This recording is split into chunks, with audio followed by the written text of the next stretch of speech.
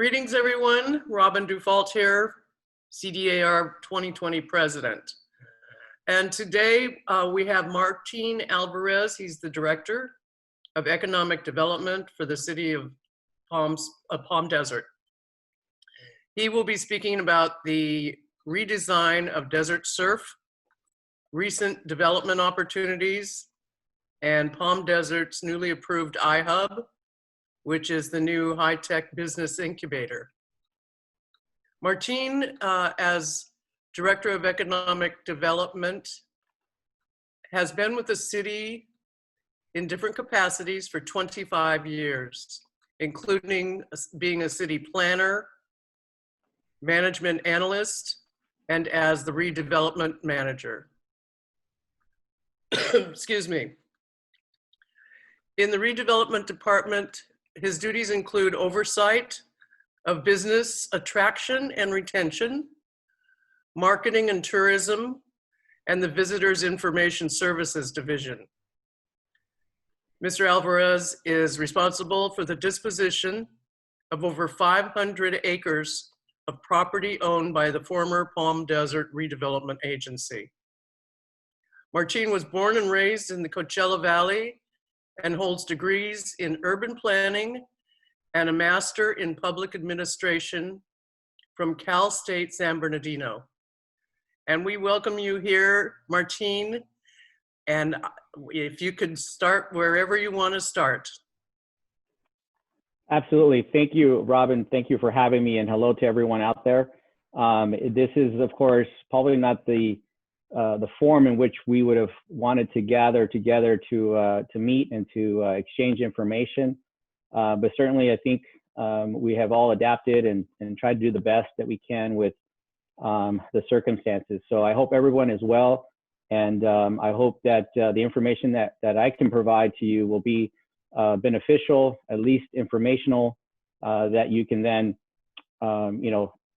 see how we can, as a city, help foster your business or any other opportunities that come down the line. So I'd like to take a little bit out of order, but I would like to start with giving you an update on a project that was approved in late 2019, known as Desert Surf, and give you an update of what that really was, and then also some things that have changed because of the COVID-19 issue, and some things that will probably have to be rescoped and repurposed and redesigned for that project to be successful.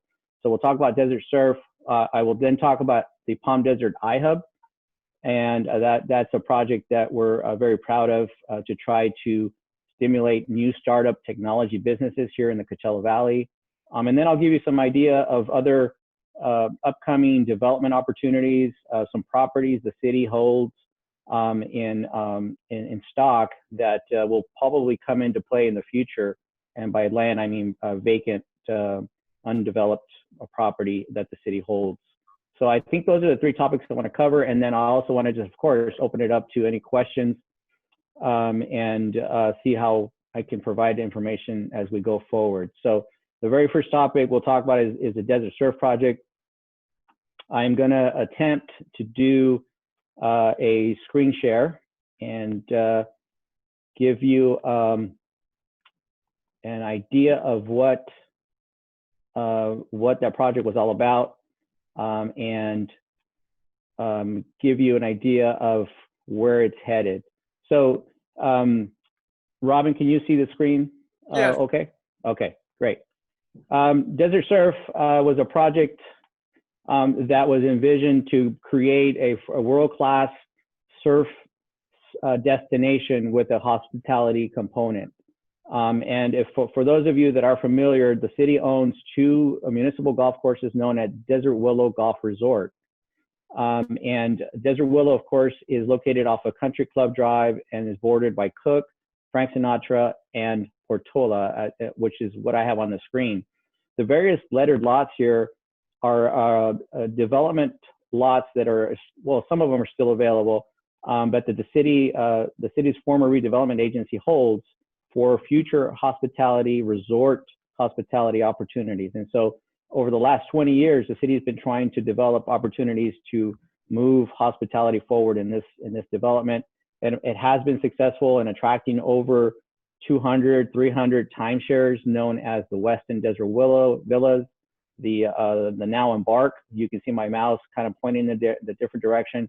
And there were two hotels, two extended stay hotels, Courtyard and Residence Inns, that were developed as part of this master plan. So the Desert Surf project is being contemplated on parcel B, as in boy, which I'm pointing to here.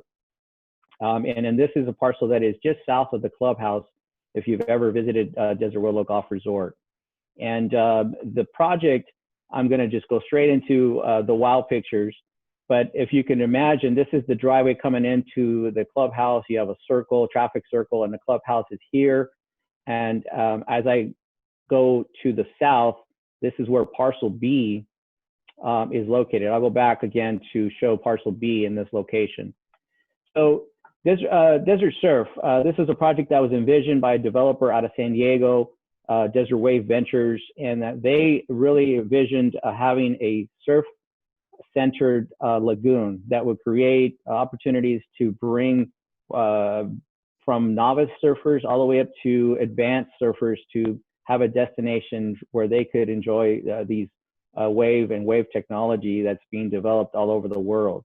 With that, you see, of course, the size of this lagoon. And if you can picture the size of a Major League Baseball field, that's typically what this would look like.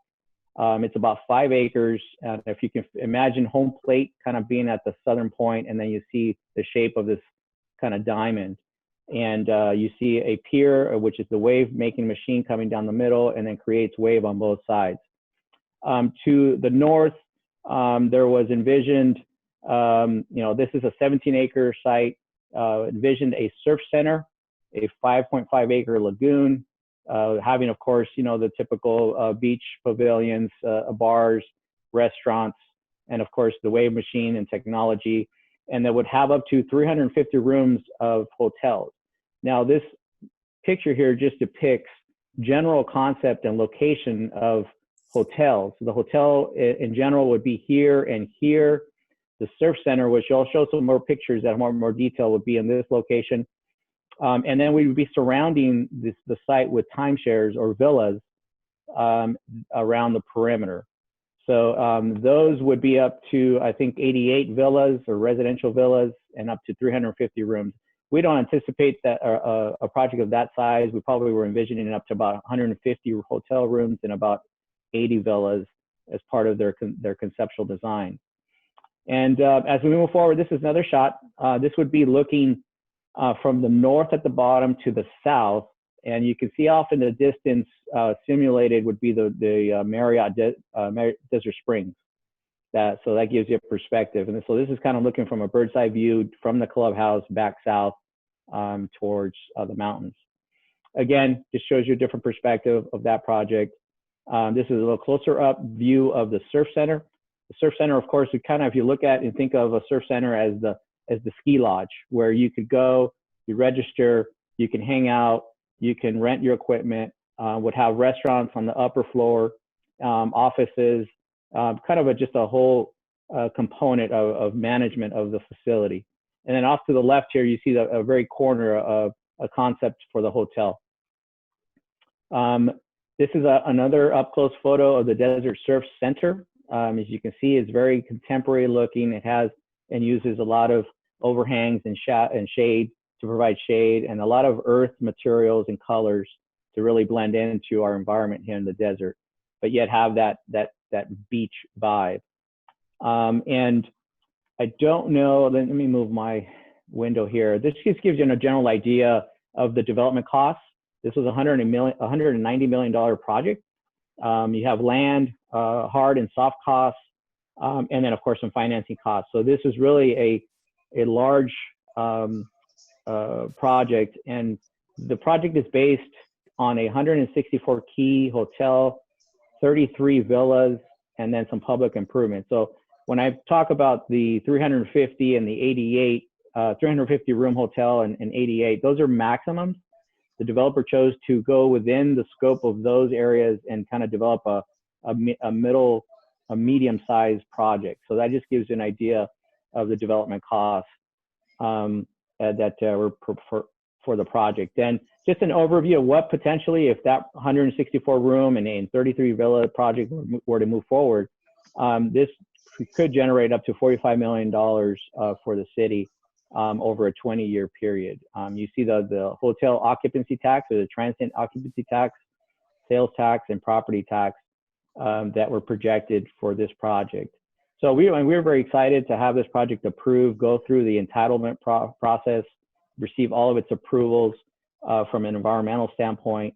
And the developer was charged back in like December to move forward, right? And so here comes March of 2020, and the world turns upside down, and we're faced with obviously a pandemic, a shutdown of the economy, including the hospitality sector, that really put the brakes on trying to find someone to help finance this project. So we are currently in discussions with the developer, and we're going to have to come back and redesign. I think the scope of this project will shrink. We might see a smaller lagoon. We definitely will see a smaller surf center. We will definitely see some of the large expenses like underground parking to be redesigned, and try to reduce the cost of this project, so that when and if we're out of this situation, that this project can be financeable. Really, that's really the component that is the most challenging, trying to find debt and equity partners in the market to believe in a project like this that really only exists in 3 places in the world. Melbourne has just opened their surf center, and I think this last year, and there are a couple in Europe that are open, and I'm sure you could Google those any way, obviously on the internet, and find those. So that's an overview of that project. Unfortunately, we've kind of have to go back to the drawing board and repurpose and rescope. In fact, I have a meeting with our city planners this afternoon with the developer to talk about that very same topic. And so we'll know more this afternoon of what direction they want to go, and if this has to come back to the architectural commission, the planning commission, and possibly the city council for revisions to the program.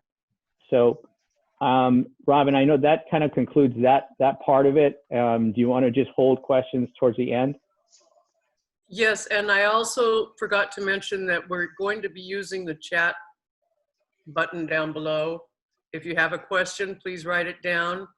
If you think it's too complex, then we will raise your hand, and we'll unmute you. Thank you. Great. It's kind of hard for me to see the chat box, but Robin, I'll let you kind of take the lead on Sure. monitoring those, because I have the screen share on. But at any rate, that is the Desert Surf Project. We'll know more later this summer. Hopefully it keeps moving forward. This is certainly something that's exciting for the entire Coachella Valley and the city of Palm Desert. I think at this point, I'm going to keep moving forward and then jump into our next topic, which is the Palm Desert iHub. I brought up this slide here to show you a general location of where the iHub is. The city of Palm Desert has partnered with the Cal State San Bernardino Palm Desert Campus, a Coachella Valley Economic Development Partnership, and to start up this incubator. If you see here at Cook Street and University Park, that is the corner where JT's Cafe is, and then you have Solano's restaurant at this location. So we're taking up Suite 102, which is Sarah highlighted in the maroon. It's a 10,000 square foot space that we took from scratch, from a complete empty shell to a complete tenant improvement that will house a variety of different opportunities for us, and I'll get to those here in a second. This is a picture we just took today. I think Deborah's on the line with us today, and she's been immensely helpful. Deborah Glickman is our business advocate for the city of Palm Desert, and she's been working with me on this project. And we just put up the signage, which we're very excited about. You can see the storefront here. You got Palm Desert iHub in this location, and then Cal State San Bernardino's Palm Desert campus sign has just been put up. So we're very excited to be able to move forward. This project, of course, from an operational standpoint, was put on hold due to COVID-19, as all of the economy and essential service, or offices and things like that were shut down. So we have not been able to occupy it yet, but we hope to, in the late summer, maybe early fall, be able to relaunch this. Just to give you an idea, this is just a floor plan. The floor plan on the right is the first floor. This is not a two-story, but there is a mezzanine, which is on the left side of the screen. So the whole left side that's sort of shaded and cross-hatched is going to be occupied by Cal State San Bernardino, Palm Desert campus. And they're going to have faculty offices. They're going to have an entrepreneurial program, our cybersecurity program, and hospitality management faculty offices will be here, along with a large instruction area that will be primarily used for our cybersecurity program that Cal State San Bernardino wants to bring here to the Coachella Valley. So we're excited to be able to partner with them to bring, the opportunity to have a little more diverse economic base. We're very, very dependent on hospitality, tourism, agriculture, retail, sales. And so we're trying to create the opportunity to educate, students and the workforce to create other business opportunities for Palm Desert and the Coachella Valley. So the rest of the space will be the incubator itself. Like I mentioned, CVEP will be managing that facility. They will be attracting and mentoring new startup businesses, whether they're here or they're coming from other areas. What we've seen is that unfortunately, with this pandemic, you see a lot of the urban areas that have been heavily hit with this health issue. You see a lot of companies probably looking to relocate or open in areas that are less dense. We're hoping that we can land some of those businesses from San Francisco, Los Angeles, San Diego, to come here and have an opportunity to have a co-working space. We are going to have a high-speed internet connection provided by Cal State that's up to 1 gig in speed. And so that's commercially, that's very, very limited here in the Coachella Valley. Our broadband capacity is very limited, and our speeds are very challenging to attract these types of businesses. So we feel that this internet connection, this broadband, will allow us to foster and develop these businesses at this location. And that's all up and running as we speak. This is some interior shots that I just took of the space. You can see that we have kind of faculty offices sort of on the perimeters and these kind of co-working spaces that were very kind of, they're very unique, of course. You can provide collaboration and a lot of synergy amongst people and students and things like that. We'll see how this plays out, of course, with kind of our new normal in terms of our sort of COVID-19 guidance that we're being issued by the state and the county. But certainly, this still is a viable opportunity for incubating new businesses in this location. Like I mentioned before, this is a partnership with the city, Cal State, and CVEP. That kind of just gives you a little bit of an overview of what I just discussed about the high-speed broadband and then the different programs that are going to be housed there. So again, this is just something that our city council wants us to focus on, to diversify the economy, try to educate our workforce, to create new businesses here in the Coachella Valley and Palm Desert specifically. In conjunction with the university, we hope that this is a motivating factor for new businesses to come to Palm Desert or start here locally. So that's an overview of the Palm Desert iHub, and we'll move forward to other topics. I'm going to stop share real quick. I think I'm up to about 20 minutes now, so I have got a couple more minutes to talk about a couple of other topics. And let me do a quick, another screen share with a Google map to show you some other opportunities that are out there. Trying to move my view window here so I can talk a little bit better. If you look at the map here, we have Cook Street and I-10 at the very top of Palm Desert. And if you took Cook Street, you come down south and you'll see Cal State at this location. This is where the iHub is, of course, across the street from Cal State. And you look at Frank Sinatra and Portola, the city has 170 acres that it owns at this corner. They are rezoned as a university neighborhood specific plan. And if you need more information on this piece, you can email me at the city. I'll give you my email address later.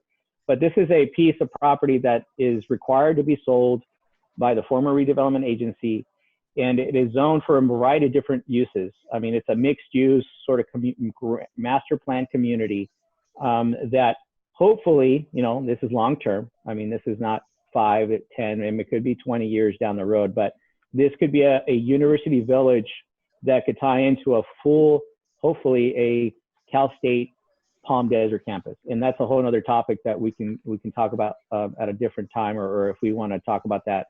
We are trying to get a Palm Desert standalone campus, and there is movement, but again, kind of long term.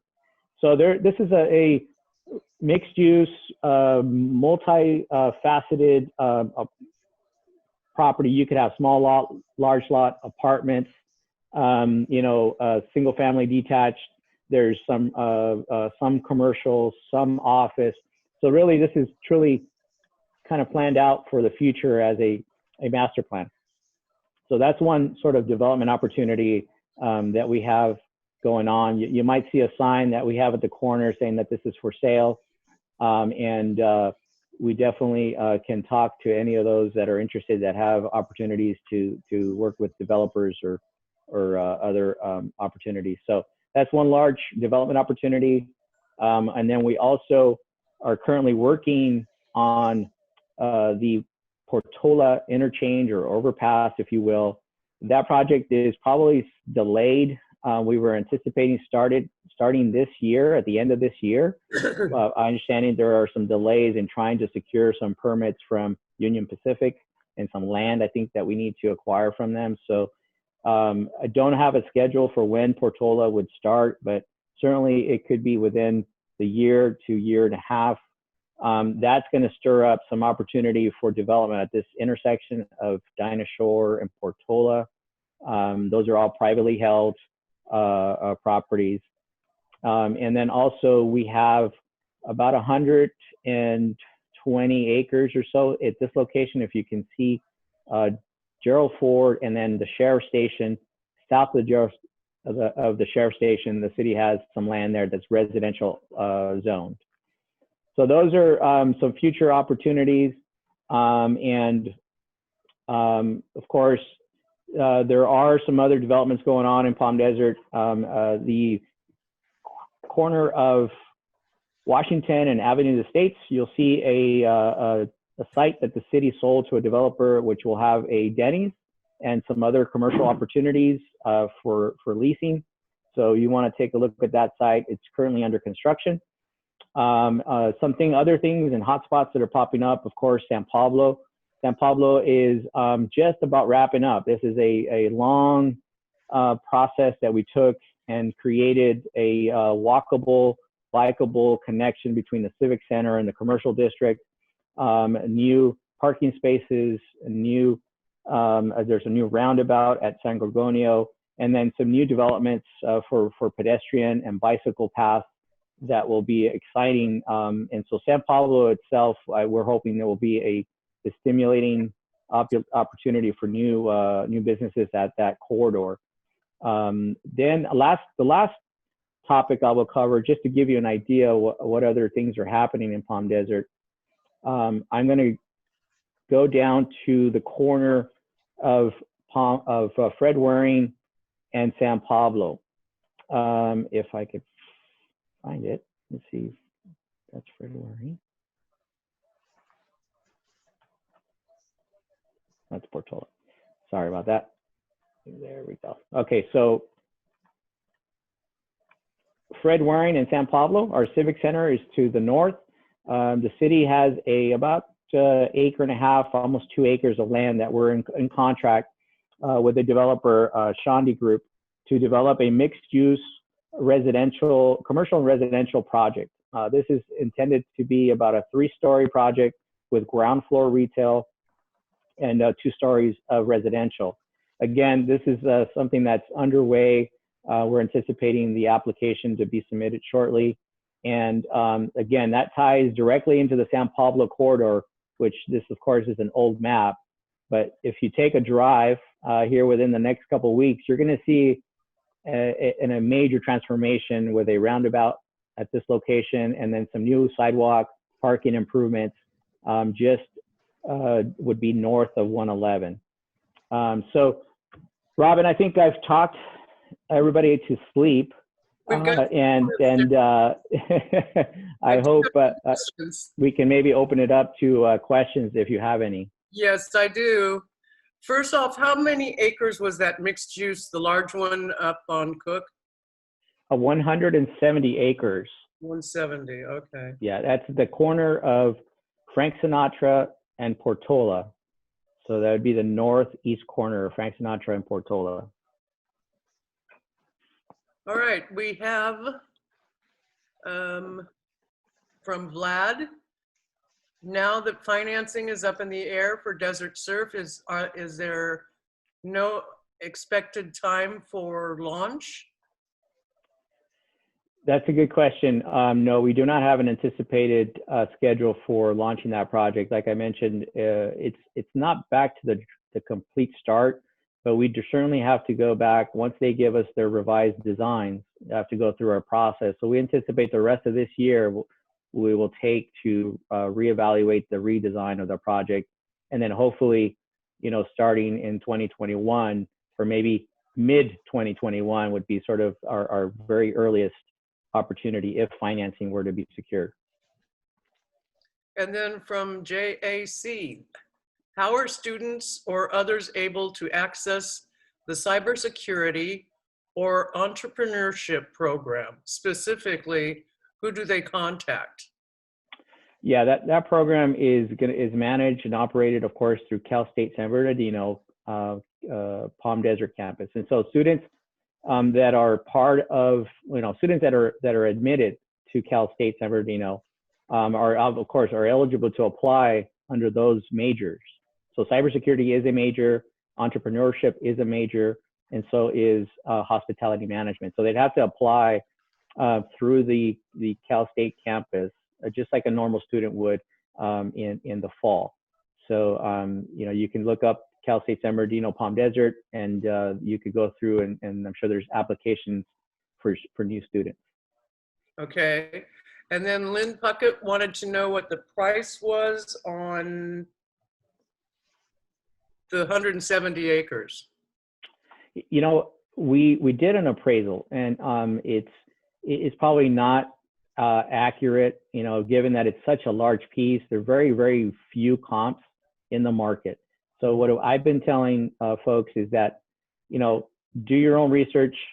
If you're interested in the piece and you have some comps, you can talk to us about them and propose a price. And so our charge and our requirement is that we sell at fair market value. As you all know, in this field, fair market value is really a matter of two parties agreeing what that market value is, right? It's what the market would bear from a buyer and a seller's standpoint. So there is no set price.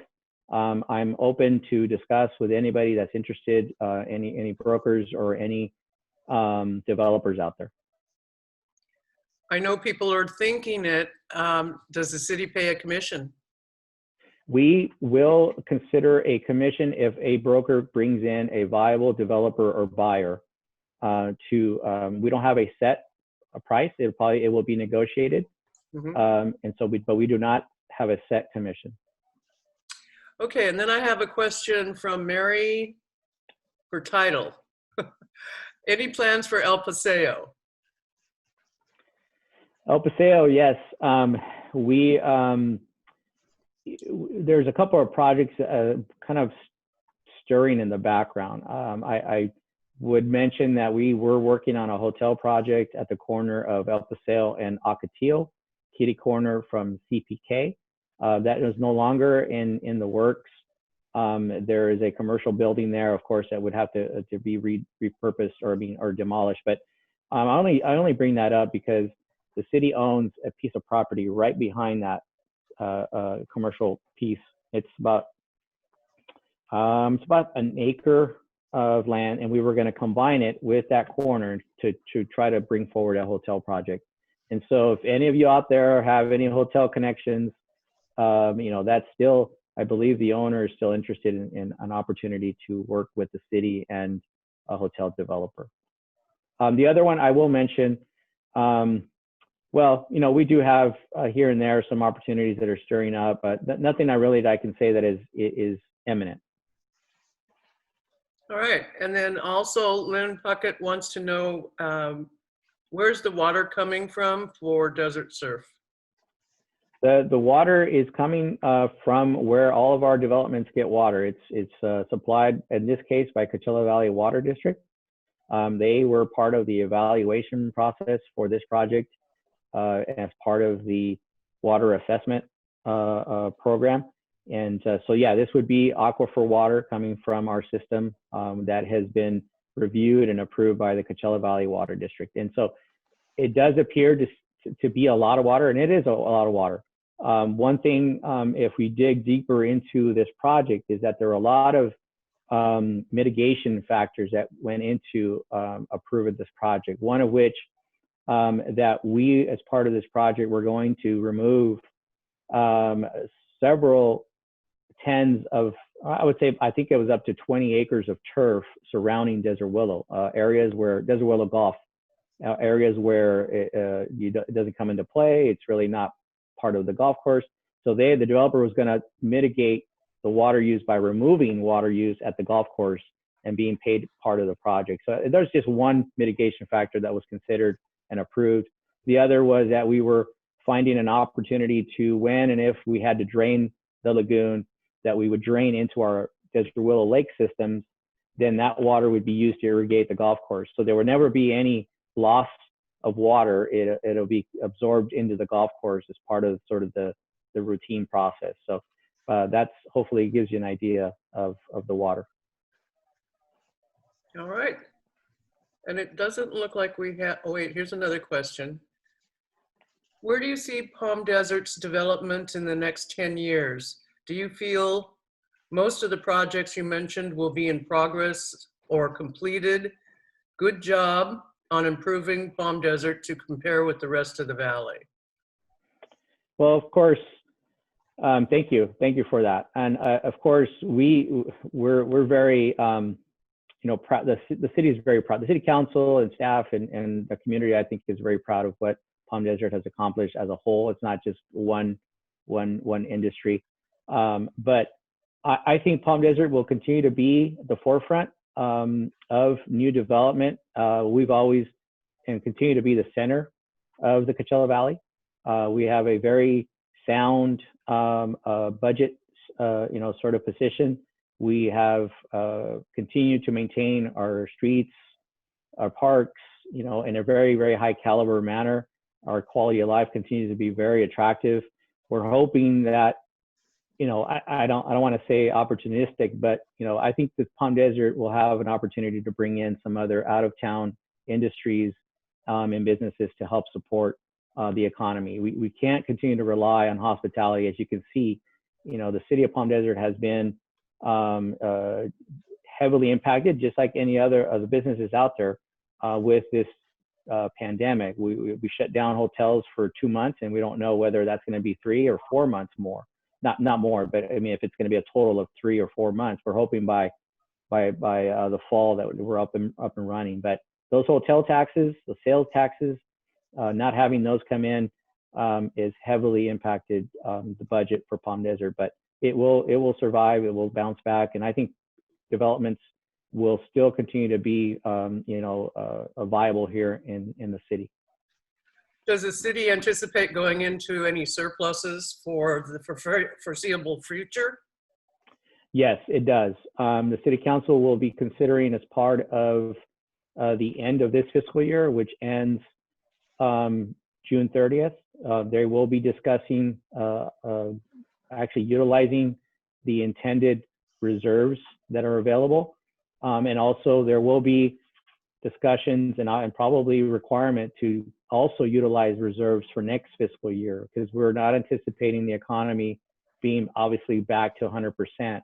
As sales tax, it's lessened, as hotel tax is lessened throughout the year, there will be the necessity to go into the reserves, which we don't have a clear picture exactly what that's going to be yet. But our finance department and city manager are really looking into that to make sure that we're covered. Does Palm Desert have any restrictions that go beyond what the state had or county has ordered? We do not. We are following at this point the county guidance and the state. So we're following the lead of the county in terms of reopening businesses, and then what requirements are required for those businesses to safely open. And have you heard anything about hotels? We, as realtors, have requested that the county allow clients that come in from out of state and out of town who want to buy property, that they get a hotel room so that they don't have to only have one day here or else have to go wherever they could to, they did open up short-term rentals. So that's something that's available. But if we're working on it as far as getting a letter, and I just wanted to know if Palm Desert would have any issue with that, because we're going to do everything we can to minimize the usage, just to be able to work with our clients that come from, say, Chicago or New York or wherever. No, that's a good approach. I would address a letter to the Riverside County Supervisor's Office. He's been very supportive in trying to reopen our economy, as you can see, and he has been in contact with the state to hopefully be able to move on to the next stage and hopefully reopen our hospitality sector. We at the city also are working with our local sort of representatives to try to, again, work to open the hotels when it's safe. Yes, Mr. Perez is aware, and he is working diligently on behalf of the realtors. We know that it will have to be signed off by the public health officer. So we like to keep our partnerships. Absolutely. Well, Martine, do you have any words that you want to close up with? No, just thank you for having me. This is a great opportunity, and I was really looking forward to meeting you all in person. And we'll hopefully, when this is all said and done and we're able to reopen in a safe manner, at least, gatherings, I'd love to come back and share some more information. We're here at the City of Palm Desert to help you with any questions you may have. Let me see if I can, in the chat box, I'm going to leave my email address, and that way you can get a hold of me whenever you need to have a question, and then we can try to answer those questions for you in the best manner possible. But no, again, thank you so much for the opportunity, and I wish everyone well, stay safe, and let me know if there are any questions. I didn't see it come up in the chat. There it is. Okay. So M. Alvarez at cityofpalmdesert.org. Yes. And let me go back and make sure that I spelled that right, because I am typing from a distance here. M. Alvarez. Yep, that's it. All right. Again, we thank you for being here, and we look forward to seeing you in person next time. Absolutely. Thank you. Bye now. Bye-bye.